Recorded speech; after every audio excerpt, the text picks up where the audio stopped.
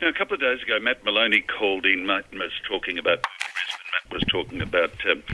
making their presence felt down in Townsville for the parliamentary session.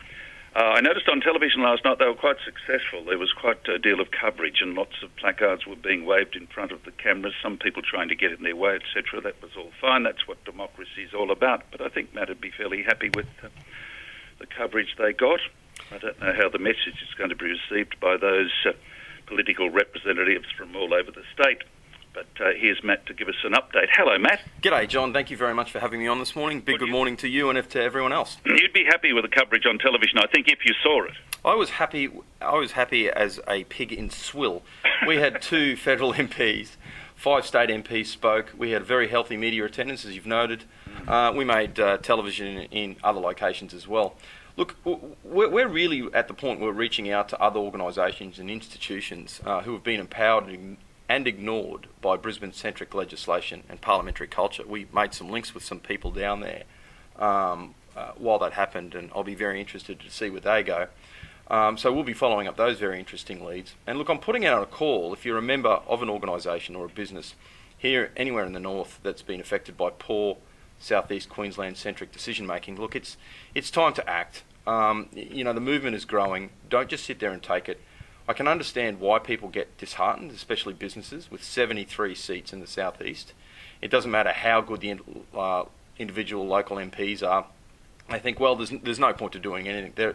Our local MPs are always going to be overwhelmed. Look, if you join this movement, you're going to enable yourself to have autonomy, to have power to make decisions regarding your own future.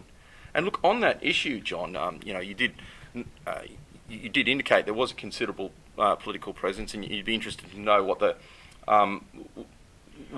take from them is. Yeah. Well, notably absent from the list of people turning out to the in Townsville were any of the MPs from the Cairns area. Now, for some time now, we've been reaching out to our local MPs, but we're really starting to wonder: are they local representatives in Brisbane? Are they our local representatives in the Parliament in Brisbane, or are they Brisbane's representatives here? Now, for complete clarity, John, this is not a party political thing, because it was true when the other parties were in power.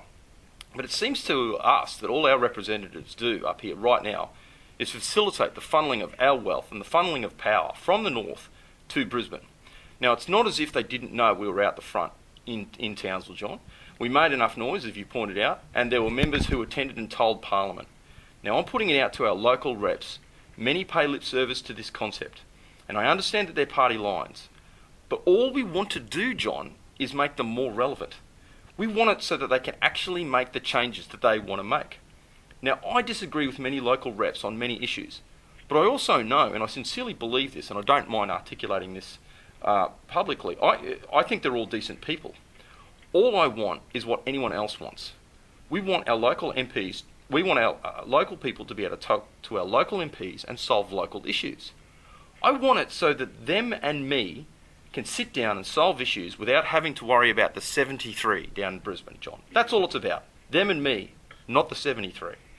So I'd say to Mr. Healy, the member of Cairns, and I'd say to Mr. Crawford, the member of Barron, I'd say to Mr. Pitt, the member of Mulgrave, how about you get serious about empowering your electorates, your voters, your constituents, and indeed yourself, like make yourself more relevant. Cut out Brisbane. Let's have it so that you and me can sit down without the 73.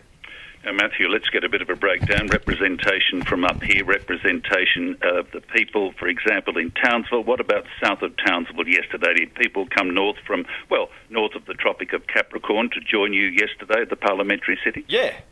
We had a number of people come up to us and indicate they were from a number of locations. Besides us up here in the north, there were people from the Tablelands, and there were people from down south as well. So again, like it's as much as, of course, we're far northerners, we care about the far north. It's not just us that's been disempowered by this, John. It's very apt of you to point that out, that central Queensland is suffering as well. And they too are very interested in this. And we do, we're going to reach out very shortly to Rockhampton. And I sincerely believe, I think that's going to be a little bit of that might be our critical mass moment, John. Now, you would have had to struggle yesterday with the poor old cane farmers for a bit of elbow room down there. They were desperate to get their message across. Did you hook up with some of them from time to time? Yeah, there were some, as I indicated, and I don't want to go misrepresenting anything, but I can indicate at this stage that I had some very interesting meetings with some important members of some executive people in a number of organisations, and I can also indicate that Bill Bates, our president, did the same thing. It would be inappropriate of me at this stage to indicate precisely who we spoke to and what was said, because we're still. But I can indicate that we're in consultation with a number of groups, and I'd love to get some more local groups involved in that consultation too, John. The reason I asked it is because you're all about Brisbane-centric legislation, so are the cane farmers. They're about Brisbane-centric legislation. And look, that's not going to change. As I said, I want our local members who keep on telling us that they really care about local issues and they're our representatives down in Brisbane. Well, is that the case? Considering how poor and Brisbane-centric this legislation is, I don't think that they can overcome that culture. It doesn't matter how passionate they are. It doesn't matter, how committed they are. They could be the best speakers. They could be the most influential people. But if there's only 20 or 21, 20 or 21 of them compared to the 73, they're simply not going to get the outcome that they want. Yeah. It's the system is stacked against them. And that's why John, I don't understand. I genuinely, from a personal point of view, like putting my disagreements, some of them are pretty fundamental with some of their worldviews and their policy, putting those things aside, why don't they join this? Why don't they come on board? Because they'd be making themselves more relevant. They would actually have a say. The things they say in Parliament would matter. Man, I've got to leave you, but I've really enjoyed this discussion. Thank you. No, look, thank you very much, and thanks for having us on board. Speaks well, doesn't he? That's Matt Moloney. Love passionate people. Matt Moloney, he's with Brisbane down there at the parliamentary session in Townsville yesterday.